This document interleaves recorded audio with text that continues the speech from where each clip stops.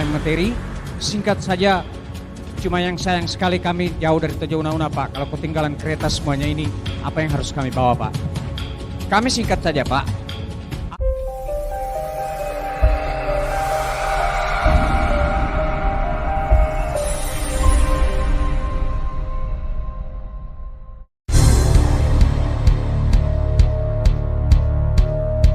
Sama. Oke, demikian. Terakhir Bapak yang paling bukan tadi yang kumisan. Ya Pak kumis ya. Ya. Yang pegang kumis ya, yang punya pegang kumis ya. Yang punya kumis ya. Terakhir ya. Ada sampai belum 2 hari Pak. Mohon maaf Pak ya. Ya silakan Pak. Assalamualaikum warahmatullahi wabarakatuh. Singkat ya Pak, 1 menit ya. Yang kami hormati semua peserta, kepala desa dan lurah yang ada di seluruh Indonesia secara nasional. Dan yang kami terhormat pembawa materi, singkat saja, cuma yang sayang sekali kami jauh dari Tojo Una-Una Pak. Kalau ketinggalan kereta semuanya ini, apa yang harus kami bawa Pak? Kami singkat saja Pak, apakah dapat dimediasi semua persoalan? Persoalan ini Pak, ada yang bisa dimediasi oleh Kades Pak. Tetapi jangan lupa, berupa pidana ya, kalau tidak bisa akan dimediasi harus dia naik dan di situ kewenangan. Baik kita sebagai paralegal yang dilatih maupun sebagai kapasitas Kades, itu harus kita melihat topoksinya Pak. Apakah itu harus yang bisa diselesaikan di tingkat desa? Kaitan pidana ini Pak, itu sama sekali hati-hati Pak. Hati-hati. Apa kriteria hati-hati yang Bapak maksud? Bagaimana Pak? Apa kriteria hati-hati? Contohnya salah satu seperti pembunuhan Pak. Oke. Perkara pembunuhan dan lain sebagainya, kemudian pihak keluarga pasti tidak bisa meminta dengan tuntas untuk tingkat desa. Maka tupoksi sebagai kepala desa itu kita harus melihat karena di aturan yang ada di tingkat desa itu tangga-tangganya ada semua Pak. Oke. Jadi kita akan melihat lagi sejauh mana kewenangan dari kapasitas kepala desa yang mampu mediasi. Tapi kalau tentang pidana berdasarkan pengalaman Pak, itu jarang bisa diputuskan di desa Pak. Terima kasih. Assalamualaikum warahmatullahi wabarakatuh. Waalaikumsalam warahmatullahi wabarakatuh. Oke. Cukup, nanti setelah ini ada pertanyaan lagi, nggak usah khawatir. Saya orangnya royal, saya kasih pertanyaan. Tapi ini kita harus tahu, kenapa? Karena sama juga, ini adalah bagian mendasar. Mana yang boleh, mana yang nggak boleh. Jika ini boleh, apa dampak? Maka kita diskusikan bagian ini. Jadi Bapak Ibu harus konsentrasi di bagian ini. Pas Bapak Ibu lagi konsentrasi, saya pulang, oke? Oh enggak ya, bercanda lagi. Oke. Kita next ke slide berikutnya.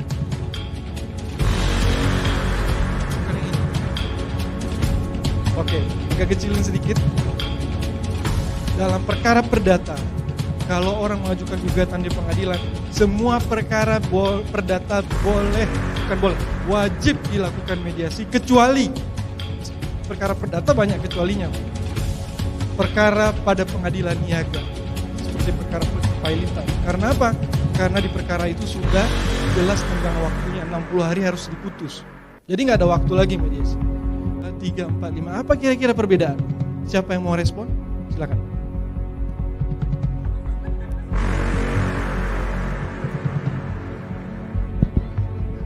Terima kasih. Saya nama Solikin dari Kota Malang, Lurah Penanggungan. Saya menanggapi apa yang sudah disampaikan oleh narasumber. Saya memilih nomor 3, Pak. Karena ini tukang ini kan sebuah profesi. Jadi namanya profesi itu pasti ada dampaknya. Nah, saya menganggap ini adalah musibah ya.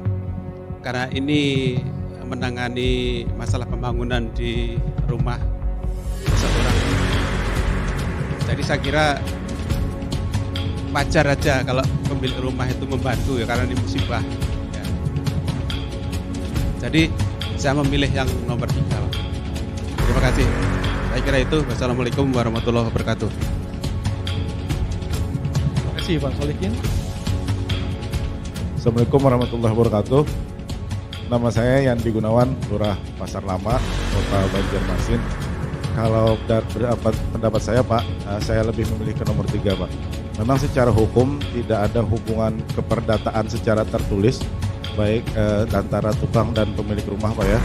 Tidak ada perjanjian atau apa, sekedar lisan aja. Tetapi di sisi lain kita ada nilai kerohiman Pak.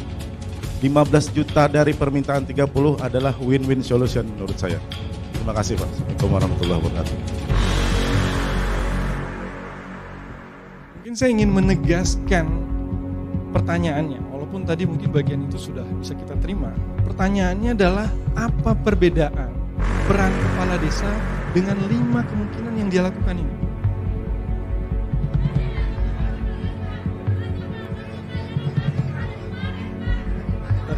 Dari kemarin, tapi 2 menit ya biar. Makasih. Assalamualaikum warahmatullahi wabarakatuh. Saya pikir tadi pertanyaan Bapak itu kok jawabannya memilih dari hal-hal tersebut. Padahal pertanyaan tadi yang ingin saya jawab adalah bagaimana pendekatan kepala desa itu dalam memanage satu orang ke satu orang.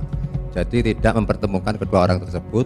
Jadi cari permasalahan ke masing-masing. Kalau sudah itu jelas, baru kita bisa kumpulkan keduanya sehingga bisa tarik kesimpulan hal-hal sebagai berikut itu tadi.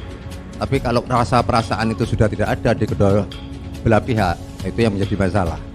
Jadi kita harus bisa membaca orang itu satu persatu. Kalau sudah bisa dibaca, ditenangkan, baru kita kasih solusi. Itu aja, Pak.